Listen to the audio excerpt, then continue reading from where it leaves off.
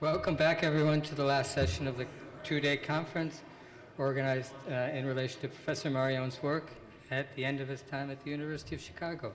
I was here at the beginning of this conference yesterday to provide some sort of ceremonial beginning to cut the ribbon, as it were.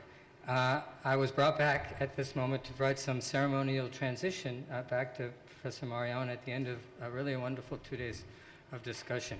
I could go on about his wonderful work, but all of you know it at least far better than I know it. And you've been discussing it over the last 2 days. What I would like to just provide before I give it over to Jean-Luc is one personal anecdote, a reflection. As Jean-Luc knows, we have shared the same vestibule for many years, our office, and Sarah, as she nods as well. And for many, many years now, far too many than I would like to count. And we've had wonderful discussions during those many years, and very humorous discussions. One thing that Professor Marion always asks me when he returns to France, without fail, what are you working on?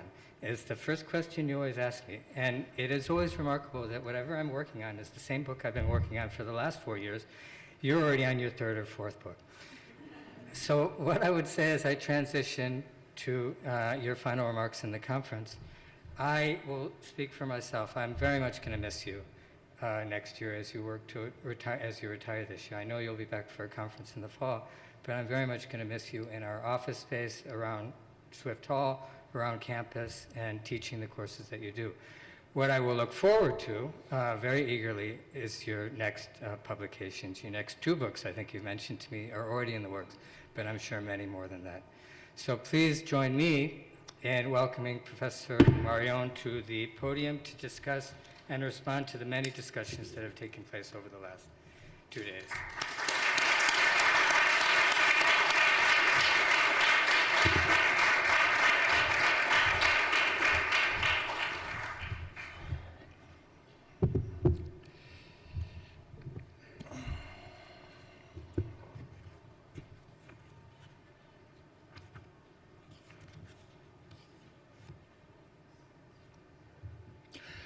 Bernard of Clairvaux, in his sermons on the Song of Songs, 8:3, says, by giving the Spirit through which it reveals, God as the Father has revealed himself. Dando revelat et revelando dat. It is by giving that it reveals, and by revealing it gives. So this is indeed the best sum up of this book. It is also a way to encapsulate my relation to the University of Chicago. I mean,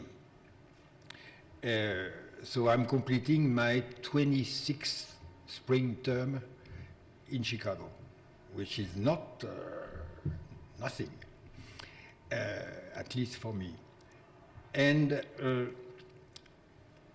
I have to admit I'm very grateful to this university in general, to this school in particular, for many reasons, but the most important, seeing back to the beginning, was this.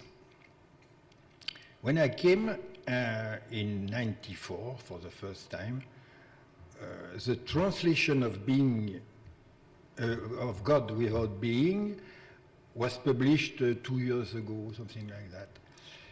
And I was very much impressed by the difference in the way this book was received in this country and in France or Italy and other places where it was translated. In France, it was very clear, the first reaction, both on the side of the Catholic theologians, mostly Thomist or Neo-Thomist or Thomist, something like that, and of the followers of Heidegger was unanimous. You cannot say that. Why? Because you cannot say that, nobody has said that, and it is either heretical or stupid. And there was debate, which were fierce debates. There was a conference on Heidegger, la question de Dieu, and so on, clear. So 10 years later, everyone agreed, as we all know forever, the question of God is completely different from the question of being, and so on. It has taken 10 years. When the book was translated into Italian, same thing. In Spanish, same thing. When I came here in Chicago, no one asked me that question. The question was, it is a bit bizarre what you say, but first, could you explain to us how you come to that conclusion? Which is, in my mind, the best of American spirit. So you do something which is irregular, and the first question is that, tell us how you do. It may make sense, and we would not be the only one unable to do that again. Perhaps there is business to be made anyway.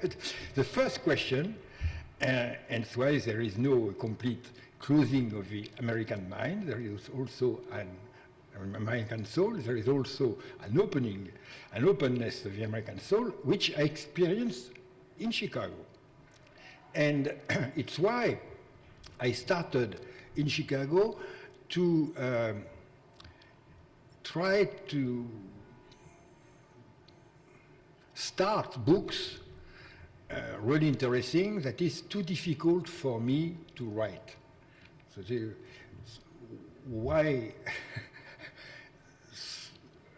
we may be really triggered and attracted to write books, because it is too difficult for us to write those books.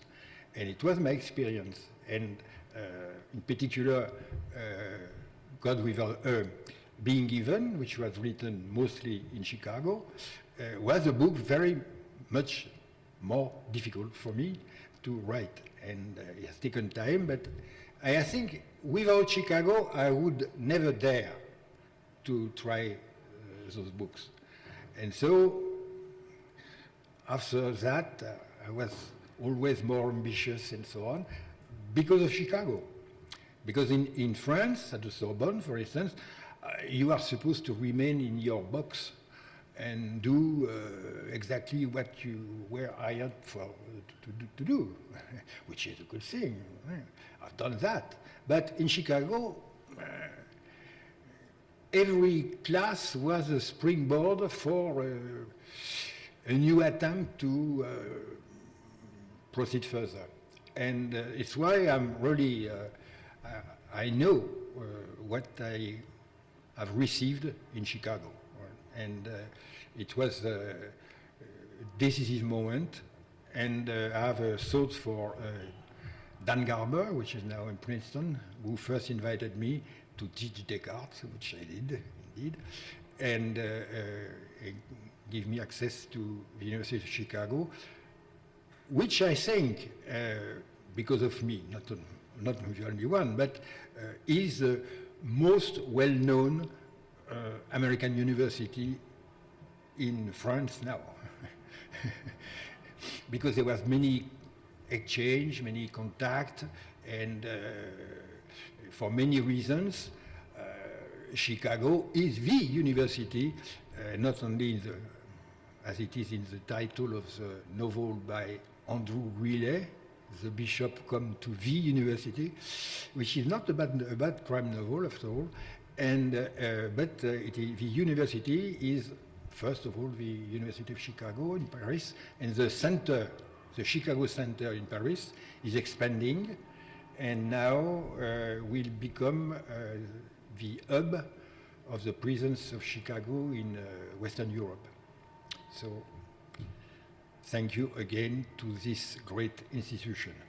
And as I used to tell, I think I know better the streets, the pavement, and everything in Hyde Park than in the Quartier Latin now.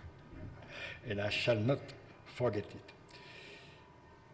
Well, now some few remarks about this conference. Again, it is more difficult to comment when everything which was said was not only friendly said, but smart and up to the point. So I have no answer to give, and I have no real addition to give. Perhaps some explanations about the main points both of my book and of the issue raised by the contributors. And the first point will be about the saturated phenomenon. And I may start by taking over a remark made by Professor Hector about the origin of the four kinds of saturated phenomena, which indeed were borrowed from Kant, from the four section of the judgment, of the a priori concept, and of the principles. And it is very clear, as I was criticizing the main decision of the first critic, that is objectivity, synthesis, that is constitution, transcendental I, and so on. If I would be precise, I had to distance my project from the list of the a priori concepts. It's why I use quantity was the reverse, the saturated phenomenon. Inversing quantity was the event, which has no quantity. To upset quality, it was the idol, which has no infinite quality, intensity. There is a limit, which is precisely the moment of the idol. For the relation, the flesh, the living body, which is not relative to anything, but relative to itself.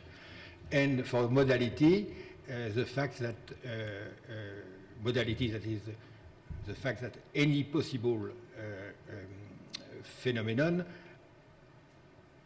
has to be related to the gaze of the mind.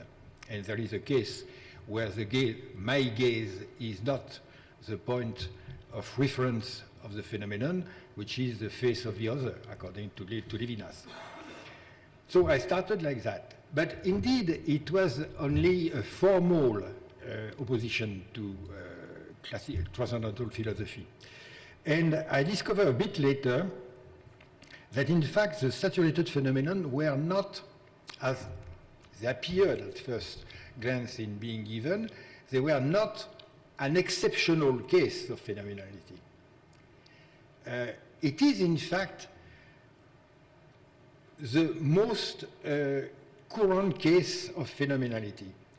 Because if we go back to the natural attitude, so to speak, we are more surrounded by saturated phenomenon than by non-saturated phenomenon. That is, in most of the time, we have an excess of intuition, and it's why we remain a bit on reservation in front of the phenomena. So I was speaking about the green of the leaves. We need to be guided to see the phenomenon of the leaves. perhaps in chemistry they can explain us this by numbers. But in the fact, the green of Courbet, the greens of Courbet, the greens of Cézanne, the greens of Monet, and the greens of Braque, you can recognize them if you have seen the pictures, and if you are used to them. And you can say, this is the green by Braque, for instance, which is very recognizable. But we have to find out, and time to time we cannot find out the required signification to see the phenomenon in its full size, because there is an excess of intuition. And it is the case, indeed,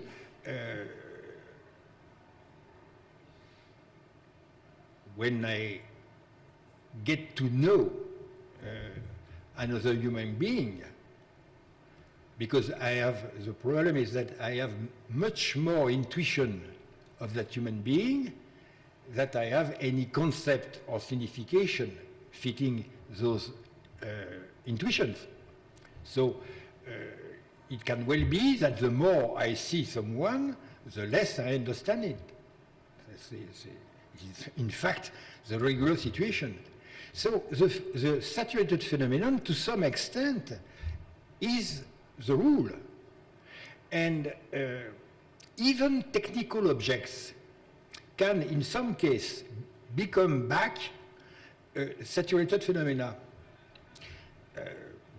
Banal example, but when you buy a car, you don't buy an object, and it is not sold to you as such. You buy a car because it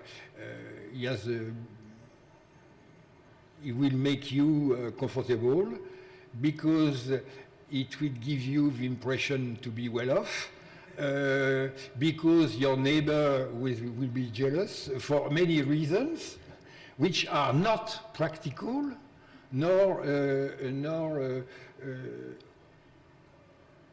objective.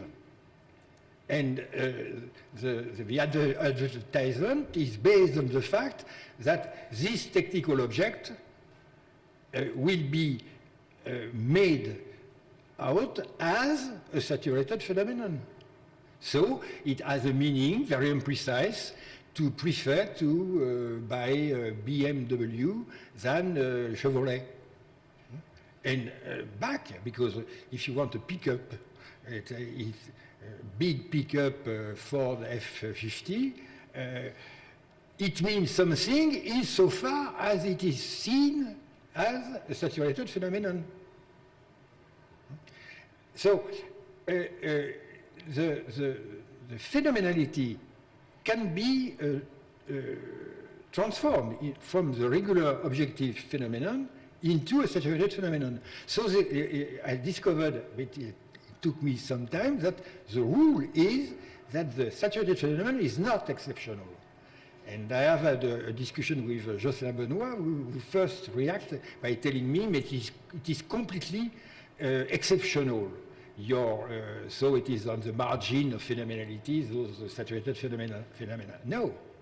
In fact, to some extent, it is the basic rule. And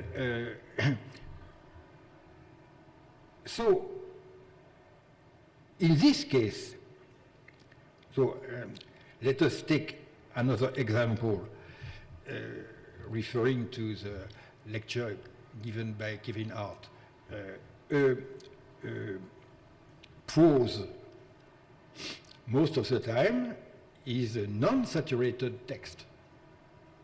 It should be clear, univocal, precise, leading to no misunderstanding if it is well written, and so on. And the poem is a saturated phenomenon where the question of signification first is not the most appropriate, and the plurality of signification, or the lack of univocal signification, is even required. And I would... so we need the concept of saturated phenomenon. And to some extent, I would even say that our own life is made as by landmarks of unquestionable saturated phenomena. And so there are two of them at least, which is our birth and our death. So death was described in a brilliant way by Heidegger in Sein und Zeit. That is, death is a saturated phenomenon. We don't know what it means. And it is not the real question about it. We experience death as saturated phenomenon, although we can speak about this experience precisely because we are not yet dead. And the fact not to be dead is a part of this very strange phenomenon, which is real before it is actual. And it is as a possibility without signification that it makes sense for us. We have not yet at least I don't know exactly the counterpart about the phenomenality of birth. Birth is a very strange phenomenon because many people can tell much more about my birth than myself. I'm the only one who has not experienced that phenomenon. But everything comes from that phenomenon. So for me, it is a phenomenon who has there is a lot of intuition about that, which I have not. And we could say that my lifetime will be a very slow and problematic recovery of the meaning of my birth. You are an adult when you have made a deal with the immemorial memory of your birth. So those are non-objective phenomena. And it's why it is such a great issue, the question of the beginning of life and the end of life. Because it's why it is so difficult to have a legislation about that. Because the legislation implies that you deal with objective phenomena. And by definition, they are not. So it's why we are uncomfortable, whatever the side we are not completely comfortable about that. And so, in the meantime, our life is made by the saturated phenomena. Our love stories, our mourning, our failure, and our achievement are saturated phenomenon. Right? The fact, for instance, why was I led to the university? Why have I done philosophy? Why was I became a professor at the University of Chicago? I don't understand why. It has too much possible explanations to receive the single explanation. So we should consider, this is a very important point, that saturated phenomenon is the rule. To some extent, the impoverishment of the phenomena into the technical object, where we have as much concept, signification as intuition, although it is very often the case in the technological society, is an exception. It's why the question of phenomenological reduction to shift from one point of view to the other is central. It is not optional. And what is the limitation of the positivist attitude? It is not that it is wrong. It is appropriate to knowing objects. But what makes the positivism an ideology is the inability to shift to the other point of view, which is as much meaningful. The second point about the saturated phenomenon as well, which leads us to another question. And again, this question was raised to me indirectly by Professor Hector. What makes the saturated phenomenon non-objective, non-completely able to be grasped? In the words of Professor Hector, what makes a new, life-changing, and we have had a subtle distinction between those who are not life-changing, those who are, and different way to be, and so on. I think that what makes a new life-changing is the fact that this new, not all of them are, manifests itself as an event. It is the event character of the new, one of the news, which makes the difference. The event character is central. And I discovered that at the root of any saturated phenomenon, there is the character of the event. I think that the event, we can describe the event to some extent easily. The event is a phenomenon which appears with very special characteristics. First, it cannot be predicted. So it comes without being, Kant would have said, without any quantity, because according to Kant, quantity is precisely what you can foresee. And the phenomenon has no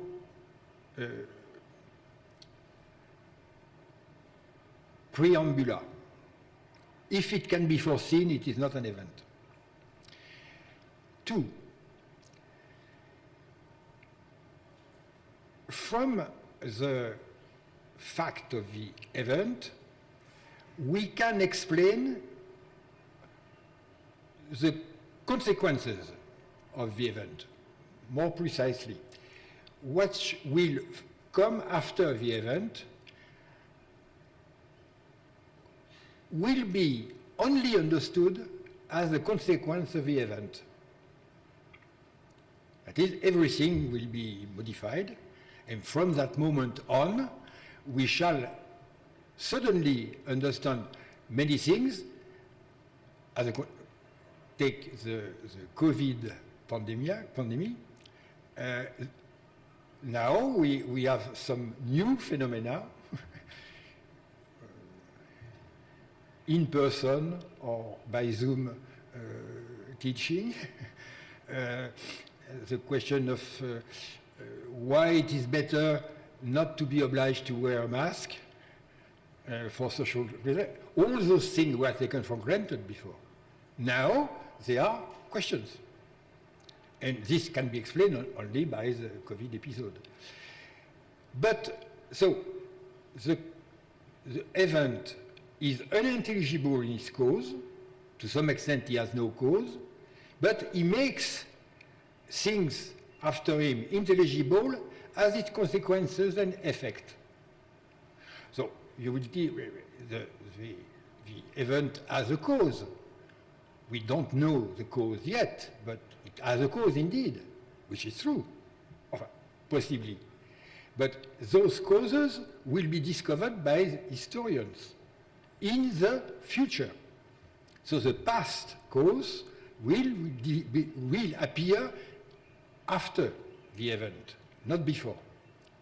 So he has perhaps causes, but for us a cause is what allows a prediction. It's why we are very eager to know the causes, because we can predict. In the case of the event, the cause will come too late to make a prediction. And there is a third characteristic of the event, which is more troubling, is that no one has experienced it.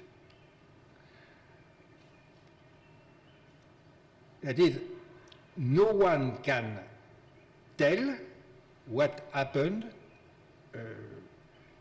on September 11. There is a lot of witness. Some died. But no one can give a complete account of what happened there. Peggy says, is brilliant time to time, he says, the event is a moment of complete silence, like in the core of Twister, where it is completely, I suppose, was told that there is no move and no noise. And the event is always something no one experienced. My first example of that, it was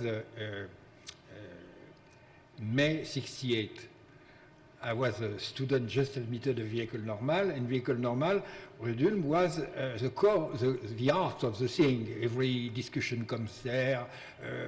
When there was a demonstration, the riots end up around the École. So it was the place to be. And no one was able to understand what was going on, precisely because we were at the center. So newspapermen were commenting around, but they could not see, they could speak. But the event is something which no one has really experienced.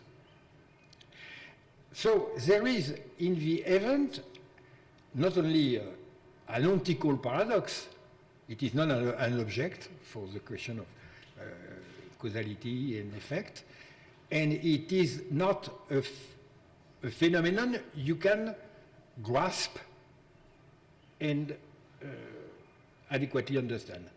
That is, the definition of truth as adequation does not work in the case of the event. It's why the event is a case of, like the rose, which has no why, no warum, ohne warum. The event is ohne warum, ohne sufficient reason. Or the sufficient reason should be with a great display of study and work and documentation, afterward perhaps partly understandable. And the second characteristic of the event is that it cannot be reproduced against the object, which always can be reproduced. The more the object is objective, the more it is well known, the more we have the concept of it, so we can produce it and reproduce it. It is the industrial process. The event cannot be reproduced, which is quite strange, because the science is based on the stability of the object, stability of the laws of nature and so on. So, to some extent you could say that the event is not a phenomenon of nature, because there is no regularity of the event. So this is true in the private event, so to speak, individual events. This is even more true in the historical and collective events. To the point that it could perhaps be said that the event is not identical to itself. It is not identical to itself because there is no definition of a special event. There is no definition of September 11. Is it, after all, a minor event? There was only 300 people dead. It is not that much compared to other things. It was done by a few number of people. We don't know what really they intended to do. So you can say, after all, it is not very important. And on the other side, you can say it was symbolically absolutely important because it was an attack on America in New York against the symbol of globalization and global economy. It was a religious attack and so on. So you can do both. It's why there was debates immediately. Derrida was telling things, Habermas. Everyone has his say on that. I refrain to say anything because. So the principle of identity, that anything is identical to itself, in that case, does not mean anything, or not. Does not. The principle of identity cannot be used in a univocal way in the case of the event. So it's why, that's my conclusion, I think that any kind of saturated phenomenon not only is banal, as I said, but next, it is rooted and grounded on the event character of that saturated phenomenon. That is, saturated phenomenon is something that happened to the eye. The face of the other is an event, because not all the other show up to me as a face, in the meaning of Levinas. Unfortunately so, because life would be unbearable in that case. Not all the experience of sensation end up in the maximum I can bear, that is the idol. Not all the perceptions are by which I am affected are an affection of my flesh by itself. It is not always pain and pleasure.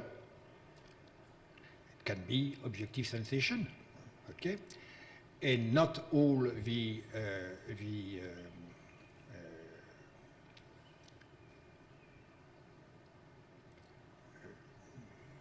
social events are events. The social event is precisely not an event. When you organize an event, it is not an event. Because if you organize it, it is not an event. But what makes, in some cases, those three categories saturated phenomena is that they always happen as an event. So the event character is the foundation or the root of any saturated phenomenon. And we come close to the next. It's why the question of the gift became central. Because the event about which philosophy, and philosophy as metaphysics, was not very loquacious. And once Derrida told, we were discussing that with Gadamer, when the last visit of Gadamer in Paris, there was a discussion about time, and Derrida said, suddenly it was a flash of light to me, Heidegger has said nothing in Being and Time about time as the event, which is at that moment right. And I said, yes, why not?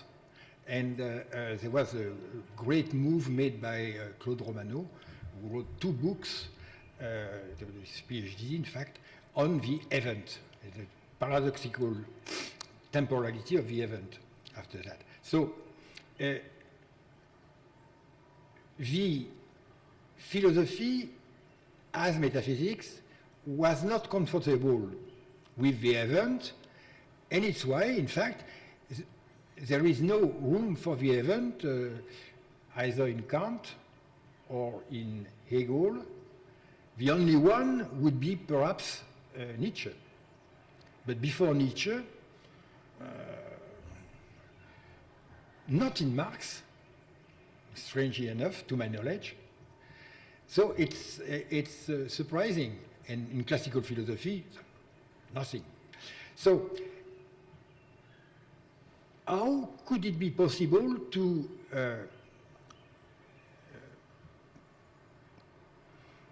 go back, or for the first time, to the event?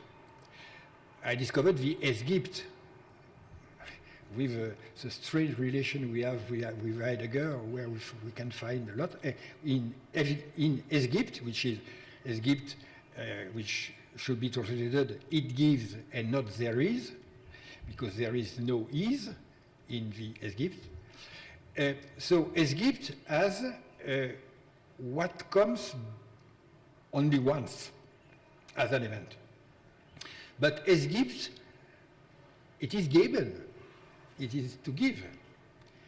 And it would be perhaps a bit strange that to give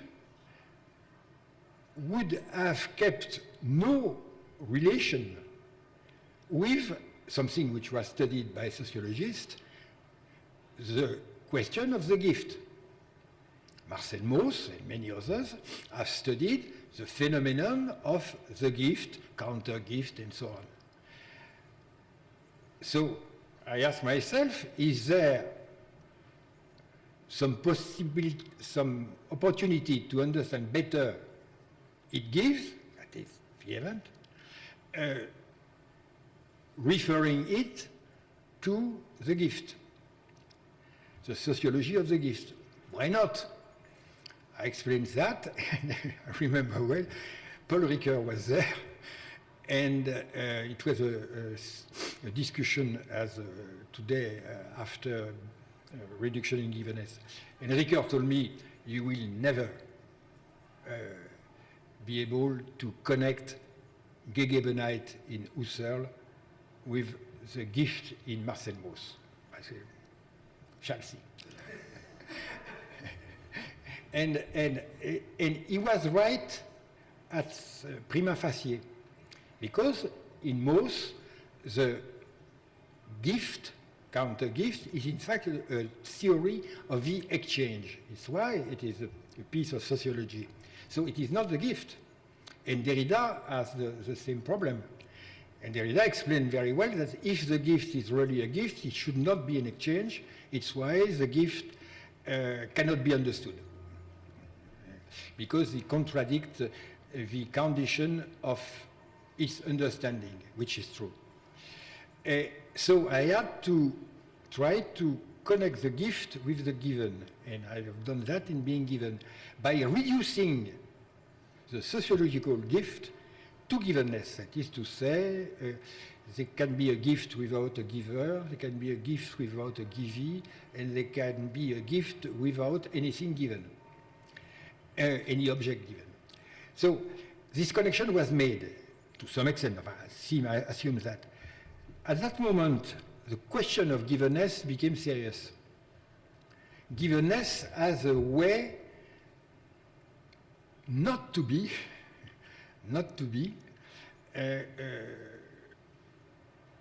as a way of appearing. That is, everything which appears comes from givenness. And suddenly the horizon was much broader than the horizon of the object, and perhaps much broader than the horizon of being. So this was the first stages. And then indeed I could not avoid the question of revelation. Because when Husserl and Heidegger, in fact, has agreed about a lot of formulations, and one is very striking, is that, as you know, Husserl in the Ideon 1 explain the principle of principle, you quoted that, that is, every intuition, every giving intuition is legal proof to admit what appears. Against Kant, intuition as such is enough to qualify a phenomenon. And Heidegger, phenomenology is about to let appear what appears as itself and by itself. So givenness was a way to understand the self-manifestation of the phenomenon. That is the reverse of the object. But in fact, it is exactly that which happened also when we speak of revelation. And much more than that, I have discovered, very, very lucky to have seen that, which is nevertheless obvious. There is a phenomenological principle in the New Testament, written in full letters. And it is not in John, it is not in Paul, it is in the synoptics. In the synoptics, you read, this is Matthew 4:22 or Luke 8:17, and more significative, Matthew 10:26. You read, I read. There is nothing covered, kekalupmenon, recovered by a veil, as if by a veil, which will not be discovered, o uk apocalyptesetai, and nothing hidden which will not be known. That is the principle of phenomenology. And it is in the synoptics. And so those pericopes are not related to anything else. It is not connected to a parable or another teaching. It appears like that. In the synoptics. So it is supposed to be pre-conceptual, the synoptics. But in that case, no. So what does that mean? And in Matthew, I've read the formulation by Matthew because he says, Uden kekalumenon o uk apocalypsetai, which will not be submitted to apocalypsis. Does not say aletheia, it says apocalypsis, revelation. So what does that mean, this? And all the problem I had from that moment on is to try to trace in the scripture what was referring to self-manifestation of a phenomenon. And indeed, there is a lot, because any manifestation of God is indeed a self-manifestation, with the reservation of the unseen, not to say the invisible. So we start with the burning bush, start all the calls to the prophets, and go up in the New Testament with, and the best example of saturated phenomenon is perhaps the transfiguration of Christ. Because very carefully, and here is again only in the synoptics, and very carefully they say that when there is the light and then the cloud of a knowing, Peter says, it would be good, Lord, to build up 3 tents. one for you, one for Moses, and one for Eli. And comment, he said that because he had nothing, he did not know what to say, which is exactly the right attitude toward the saturated phenomenon. You have an excess of intuition, and you have no words, because you have no signification, no concept matching the situation. So this is the exact, you can take the disciple on Emmaus. They have a complete intuition. They said to Jesus, you are the only one which is not aware of what was coming on in Jerusalem, which is very ironical. And so they have every intuition needed, and they are very proud to explain to Jesus what was going on. And they needed the interpretation of all the scripture, that is the First Testament, by Jesus himself, suddenly to gather some new concepts, or former concepts, but for the first time really understood, to give the beginning of an adequate signification to the saturated phenomenon which are standing in front of them. And we have a lot of things like that. So the problematic of the given and of saturated phenomenon was clearly working quite well in those texts. And indeed the problematic of the event as clearly, because all this happened ephapax, as says the epistle to the Hebrew, once for all. This is the definition of the event. And you can say even the biblical temporality is the fact that the event is the explanation of the future, what is coming after that. So it is always, the event is always catalogically. It's why the distinction between whether the Messiah has come or will return, as many theologians said now, that distinction is a bit too sharp. It is not that simple. Because to some extent the Messiah came in the Shekinah, etc., for classical Judaism, and to some extent the parousia of Jesus is yet to come. So the parousia is not in the present time. So a parousia yet to come means that parousia is not for now. So that is, the real now is not now. And so the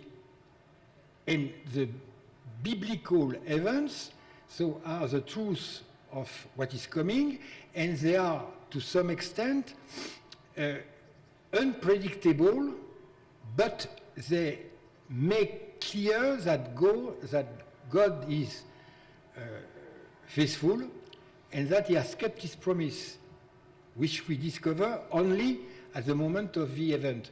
So the question of the event is, the concept of event is indeed more appropriate than the concept of history in the case of continuous history or development and so on.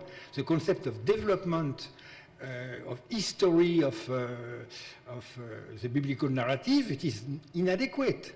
It is a question of events. At that moment, many things become intelligible. In particular, the concept of memory, that is zikaron. And as we know now, to make a memorial of is not just to remember. It is to say to God, because we know that you have already made great things for us, don't forget to keep making in the future great things for us. It is to make a memorial. So the memorial is not thinking back only, it is to think about what is coming. So memorial is not a memorial day. It is more than that. So all the question of the development of the biblical episodes, and this shed some light, to my opinion, about the question of the development of dogma. It is a question of events, not of development precisely. It's why the horizon of history is not completely fitted for an interpretation of Revelation. It is a bit naive. Hegel was naive, perhaps, to privilege. It's like you cannot draw the sphere of the Earth on a plain paper.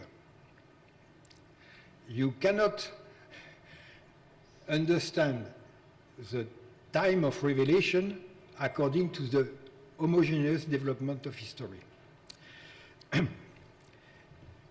So, from that moment on, it was possible to integrate in the concept of revelation, that new concept of revelation, some dimensions of the saturated phenomenon. That is, saturated phenomenon imply the resistance. That is, there is a maximum you can bear. And so, time to time, to survive the saturated phenomenon, you have just to switch off. So the denial is not only a possibility, but it is unavoidable in front of a saturated phenomenon. And it's why, if you upgrade saturated phenomenon to the level of biblical revelation, the moment of resistance or denial is part and parcel of the process of recognition. There is no possible recognition of a revelation without the possibility of denial, and perhaps it is unavoidable not to deny at a moment. And it's why it is a call. So the question of freedom is central. So, and it's why to answer the call takes time and education. So we discussed that about liturgy, mystagogy. The mystagogy is a way to learn how to stand in front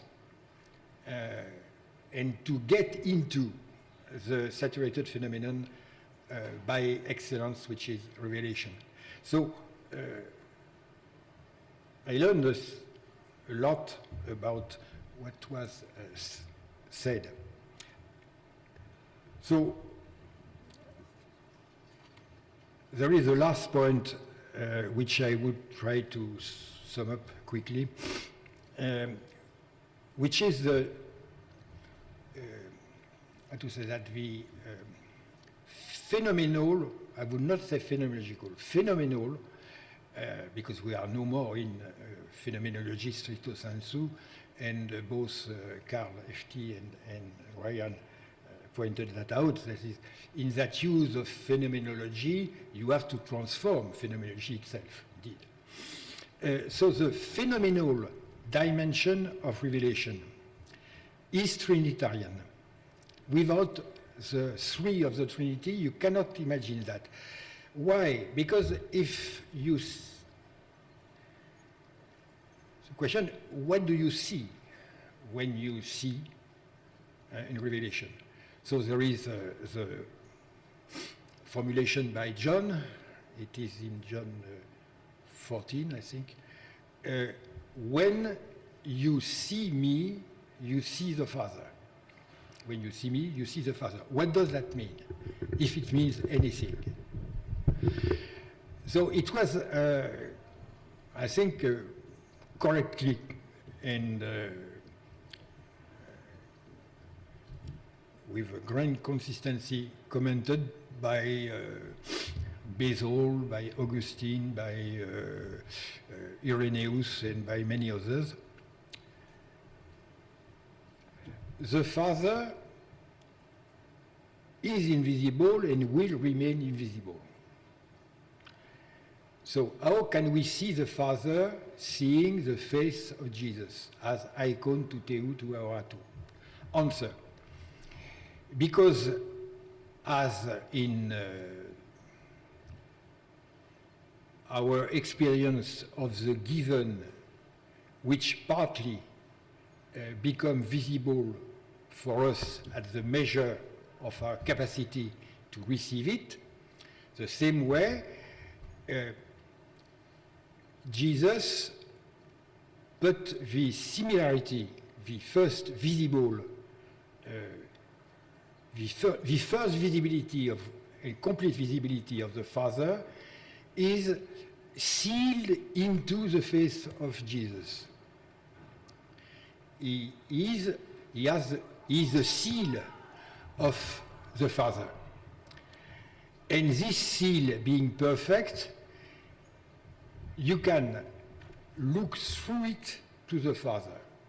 So I would say, and Jesus tells that, he's doing exactly the will of the Father, he's telling the words of the Father, he's not doing anything different from the Father, his obedience to the Father is perfect, is identical to the Father, which means that he makes no obstacle.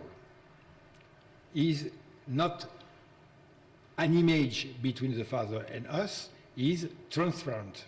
The transparency of Jesus is the clear evidence that he is the Son of God. He's identical to the Father, so when we see his visibility, we have access to invisibility of the Father. And as I explained repeatedly to the students this year, Basil in chapter 18 of the Treatise on the Spirit says that there is only one morphe, one figure, one visibility for the Father and the Son. There is only one figure. And this one figure works for the two. So the Father is incarnate into the visibility, or to speak like Irenaeus, what is visible in the Father is the Son, and what is invisible in the Son is the Father.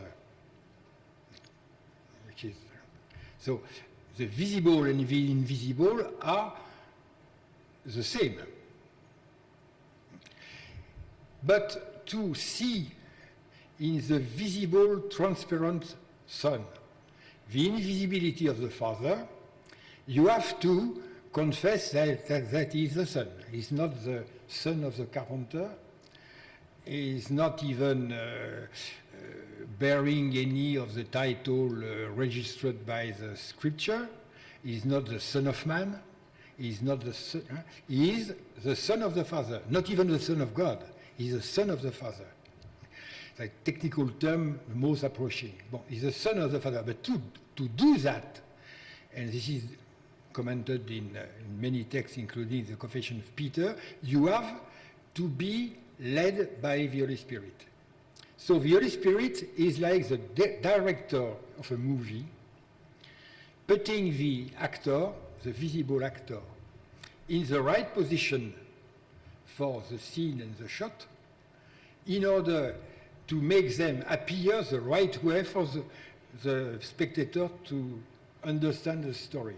So we have the invisible Father, which is gazed at through the transparent Son, provided you are guided by the invisible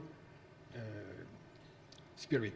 So there is only one figure, one morphe, one icon for the three. And it's why you can say that there is a phenomenal model of revelation. And this is fundamental because in that case revelation has to be performed. by the believer. He has to do that. It is not something you accept or don't accept. You have to do that. And liturgy is the moment when you do that. It's why in the Trisagion song, in the Greek liturgy, the cherubinic song started by Oi cherubim en konizomen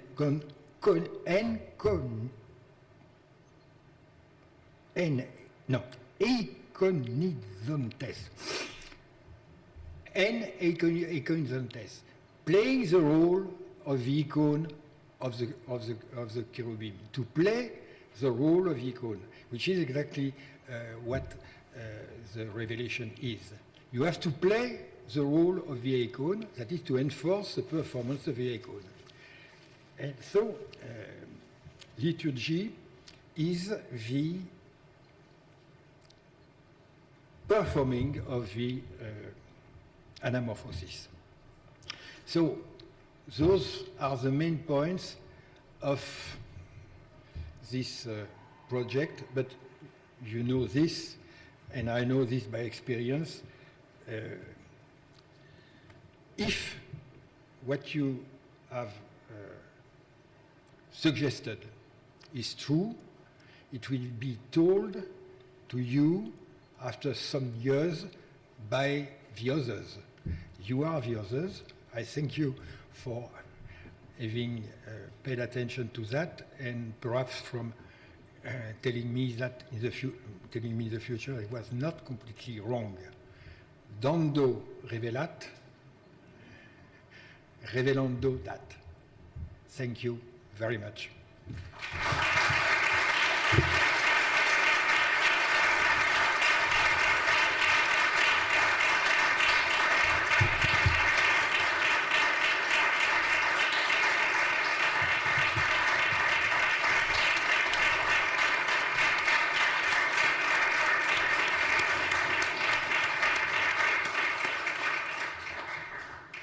Thank you very much, Jean-Luc. I think it was an honor for us in this Journée d'études to engage your work, and now we saw you engage your work, as well as all the wonderful responses that were given to your work these past few days.